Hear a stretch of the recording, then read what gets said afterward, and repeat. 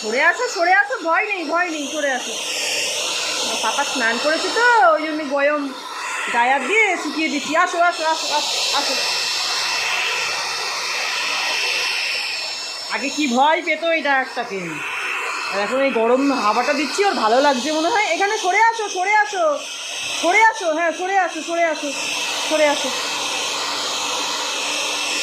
শুকিয়ে গেছো, হ্যাঁ সরে আসো সরে আসো। শুকিয়ে দিচ্ছে মাম্মাম। আসো আসো আসো না আমার ননো, সরে আসো। ওই দিকটা দেখি।